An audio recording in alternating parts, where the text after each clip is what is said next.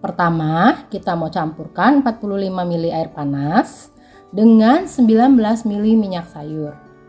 Air panas di sini saya pakai air dispenser ya, kurang lebih 80 derajat Celcius. Kemudian aduk menggunakan hand whisk. Lalu masukkan 12 gram coklat powder. Aduk sampai coklat powder ini larut. Setelah larut, kita masukkan tepung terigu. Di sini 28 gram tepung terigu. Saya pakai protein rendah ya. Aduk rata menggunakan hand whisk. Kemudian setelah rata, udah nggak ada tepung yang tampak ya, kita masukkan 3 butir kuning telur. Aduk rata hingga kuning telur benar-benar tercampur dengan adonan coklat. Oke. Tekstur adonan seperti ini ya. Sekarang kita sisihkan dan kita mau bikin meringue. Untuk meringuenya saya pakai 3 butir putih telur, 1 sendok teh lemon juice dan 40 gram gula kastor. Pertama, mixer dulu putih telur dengan kecepatan medium ya, sampai muncul buih busa yang kecil-kecil ya, yang udah lembut.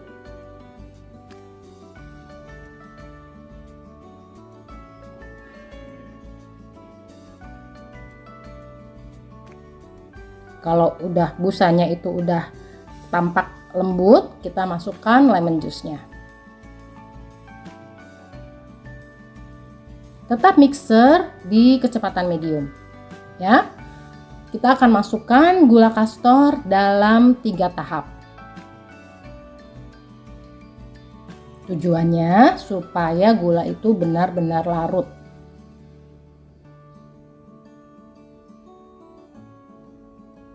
Di sini kita mau mixer putih telur ini sampai konsistensi firm to stiff peak. Jadi meringuenya itu kalau pas diangkat whiskernya itu dia lancip, nggak terkulai sama sekali. Tapi bukan yang kaku banget ya.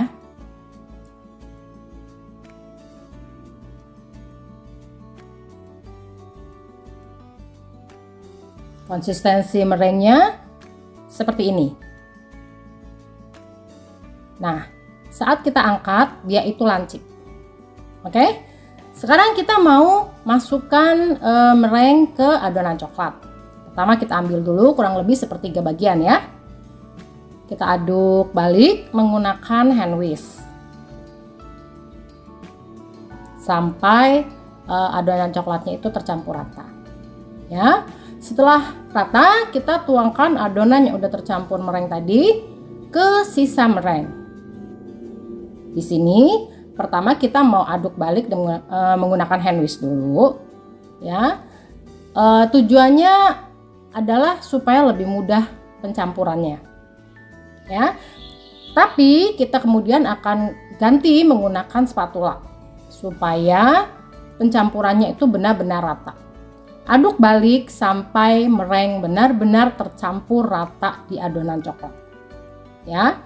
Dan adonan chiffonnya itu dia harus kental ya. Adonan chiffon yang benar yaitu dia kental dan kilap ya, seperti ini teksturnya.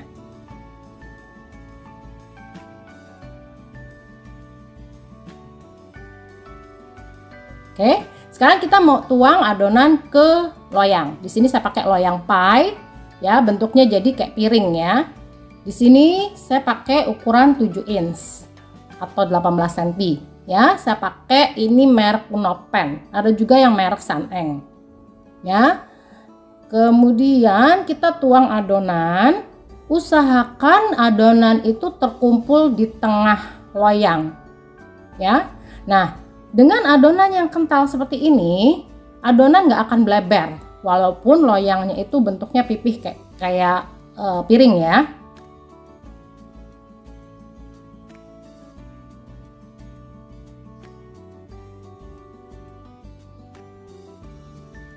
Kemudian dengan bantuan spatula kita akan tarik adonan, kumpulkan di tengah. Ya, kita perlu adonan itu bentuknya dome. Ya, jadi dia membulat di tengah, berkumpul di tengah adonannya itu. Kemudian kita mau ratakan lagi menggunakan scraper. Di sini scrapernya saya pakai merek Saneng ya. Ini terbuat dari plastik. Kita rapikan adonan, ya, kumpulkan di tengah. Kalau kita pakai turntable gini itu lebih mudah, lebih gampang, ya. Nah, adonan itu usahakan permukaannya itu rapi supaya nanti pada saat matang itu permukaan kuenya bagus.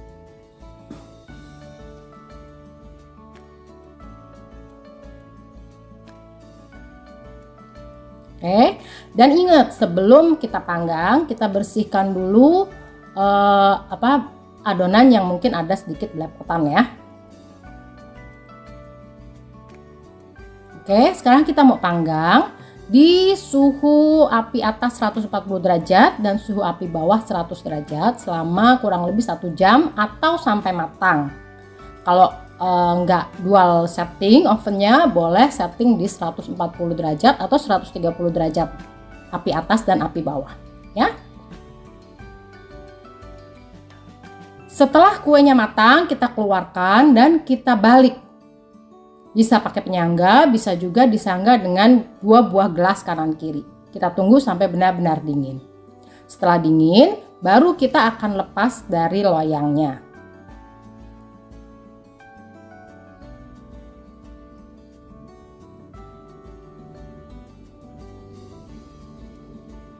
Nah, kita mau belah kue itu jadi 2 bagian ya.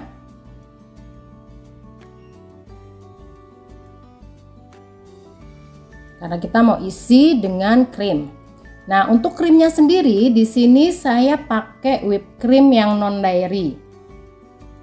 Ya, cukup pakai 100 gram saja non dairy whipped creamnya. Kita mau mixer sampai konsistensi stiff. Nah, untuk whipped creamnya sendiri bisa ganti sesuai selera ya. Kalau mau pakai whipped cream yang lain juga boleh. Kalau di sini saya pakainya Rich Gold Label. Udah cukup manis, jadi nggak perlu tambah gula lagi.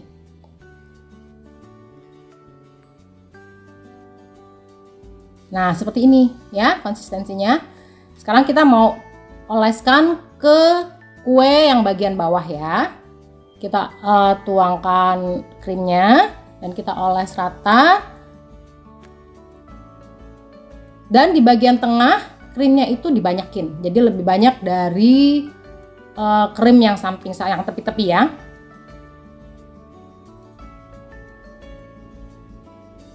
Setelah rata, kita tutupkan pakai kue bagian atas. Kita masukkan kulkas dulu, ya, supaya krimnya itu set.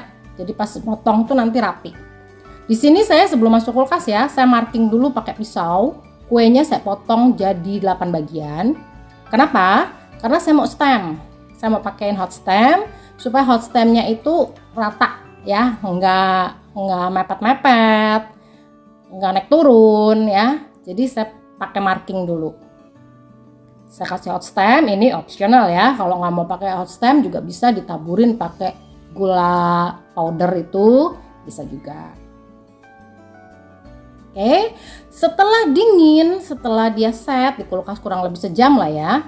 Baru kita bisa keluarin dan kita bisa potong. Ya, nanti hasilnya akan bagus. Jadi krimnya itu nggak nempel di pisau ya, nggak belepotan. Hasilnya akan rapi.